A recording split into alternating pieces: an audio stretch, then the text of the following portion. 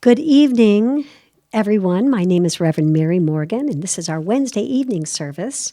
And in keeping with Reverend Beverly's topic from last Sunday, the successful harvest, I'd like to continue with In the Flow of Life. There's a quote from Albert Einstein, and it says, "There are two ways that you can look at your life, as though nothing were a miracle and as though everything is a miracle." And in this teaching, I think the principles teach us that everything is a miracle. Everything is a result of the way that we're thinking. So I'd like to start with a story. There's a story about a man that I read, and he was unemployed, and he was very distressed that he had lost his job. And in his distress, he looked over and he saw a spider making a web. And on the outskirts of the new web that the spider was making, there was an old web that had been destroyed. And here this spider is diligently building this web. And the man got to thinking to himself, this spider is definitely in the flow of life. He's not letting the destruction of his old web stop him. He's in the thick of things and building his web. And he thought to himself, if this tiny creature can be in the flow of life, no matter what the conditions, then I can do this too. The spider dealt with the crisis, and he didn't let it stop him from his purpose.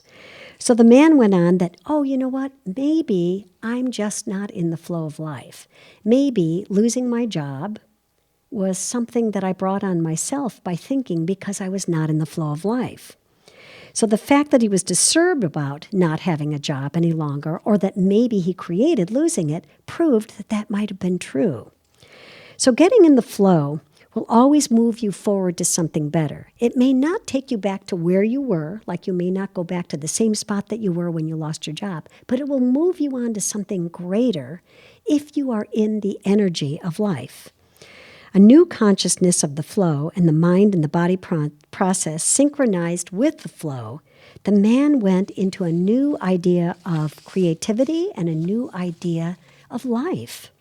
Most times the wisdom of the world does not teach us how to stay or get into the flow. It mainly teaches us how to go with the herd, doesn't it? It says, keep along, keep up with the Joneses, keep up on the regular path, don't stray, don't color outside the lines.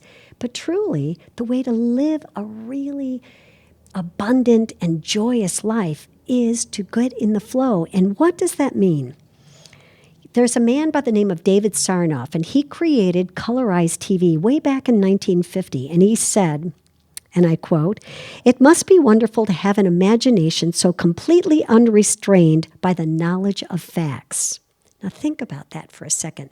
Many times, if we're faced with a challenge, living in the flow means that we live in the energy of welcoming the thing that it is that we desire.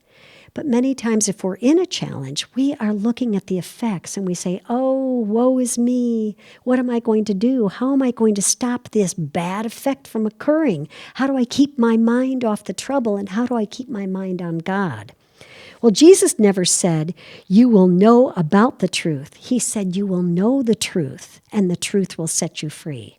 And the truth is knowing not the facts about something, but the truth within. And in this teaching, the principles are based on the recognition of our oneness with the Spirit. Our oneness with all the power, peace, and beauty, and love, and light, and joy, and abundance of God. It is ours right now, but only to the extent that we can welcome it in and be the energy that says, come on and bring it on some more. This is what I want to experience in my life. We can know the facts or we can know the truth. But when we're confronted with a personal challenge and we're alone by ourselves, our counsel will be what we know. And so it's important to saturate your mind with positive affirmation. Watch the Sunday services, watch the Wednesday services, read books that are uplifting and encouraging and buoy you through any sort of troubled times. Knowing that faith to be still and know that I am God flows with the mind of God, and know that you are the nature of God expressing, because it's essential. Your life depends on it. Your livelihood depends on it. Living in the flow means we are not at the mercy of the outside world, but we let God be God by means of us. Consciousness is not just what we've put into our minds. It is not just what we've put into our minds, and it's more than what we're thinking about. It's also the degree to which we've discovered and released our own splendor to get into the flow. It refers to relationships that we have with Spirit. So think about this for a moment. What did you do today, or what could you have done more tomorrow? Can you do more tomorrow that will strengthen your connection with the oneness of God? What keeps you in touch with the Spirit flowing in, as, and through you right now? What is it that you could do? Can you do one thing? And maybe set a goal for yourself to say, every day I'm going to do one thing. Even if it's just thanking the birdies that are flying in the air, or if it's thanking the beautiful sky, or if it's thanking your wondrous cup of coffee in the morning. Think of something that generates that energy in you that recognizes the oneness of God. Out of his heart shall flow the rivers of living water. You can be conscious of lack just as much as you can be conscious of wholeness. And you can be conscious of joblessness or illness or confusion. But right where you are, you can be still and acknowledge the oneness with that creative process. Now, many times, there's that saying, when you're going through hell, keep going. When you're going through hell, keep going. And many times when we're experiencing a sense of lack, we are experts, and we could tell everybody in the world that we know all about our troubles. But this teaching encourages us to stay in principle, we can't make gravity work, can we? It's a law. We can't make anything work other than by our thinking. There is actually no way we can make the divine law work for us or for anyone. All we can do is influence to work. All we can do is know. We can't influence the sun to shine or the clouds to go away, but all we need to do is to get into the right relationship with them. And what does that mean, get in the right relationship? It means get centered and know your truth. In the moment that you're feeling that stress, or you're feeling out of sorts, or you're feeling out of control, or that things aren't going your way, sit down, take 3 deep breaths, and just say to yourself, be still and know that I am God. The power of God is always within you, awaiting your recognition. The law of success is simply the flow of ideas and creativity, and can turn failure into productivity any moment, the moment that you shift your thinking. We don't make the law work through our prayers or even our prayer treatment. Divine law is always working. But we do get into alignment with it, and we make welcome that desire to come and be our new experience. And how do we do that? Not by thinking at this lower vibration level, but by raising our vibration. There's a lovely book by Lynn Grabhorn, and it's called Excuse Me, Your Life is Waiting. And the feeling of getting into the flow that she talks about is, she said, think about a warm biscuit and putting butter on it and seeing that butter melt into the biscuit. That's what's getting into the flow.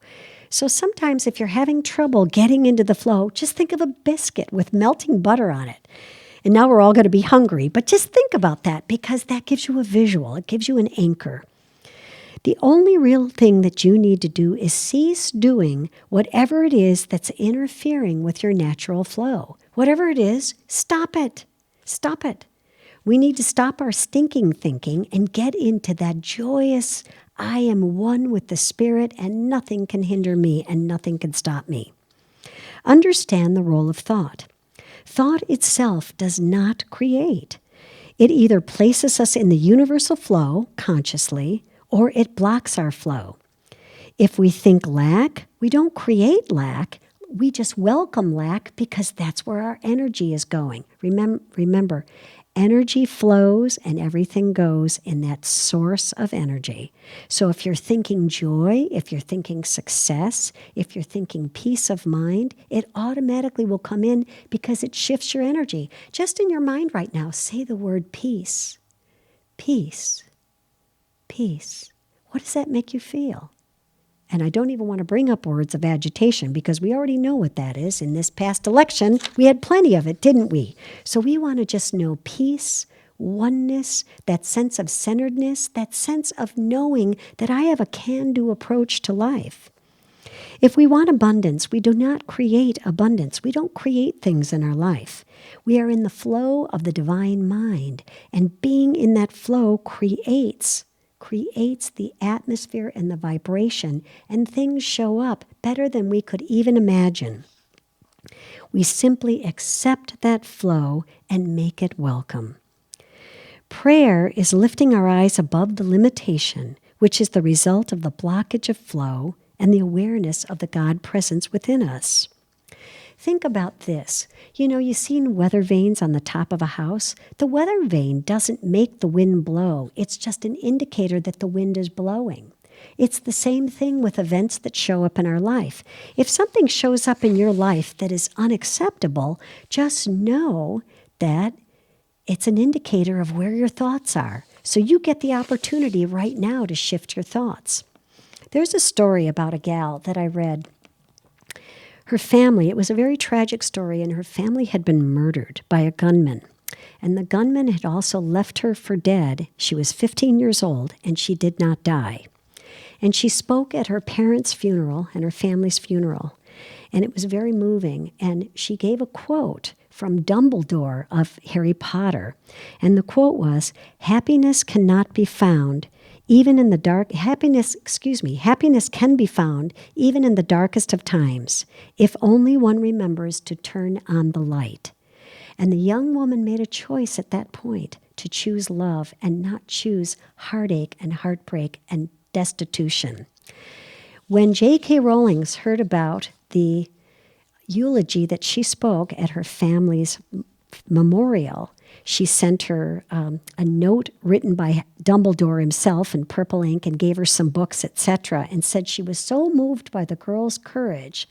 And so what happened is this also demonstrated that not that we could take away the pain that this girl was feeling, but it could soften the pain when other people actually have compassion towards her about what she was going through.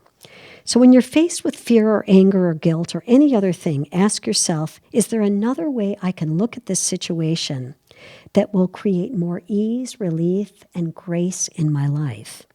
If there is, then pray to be wrong about the way you have been looking at an event.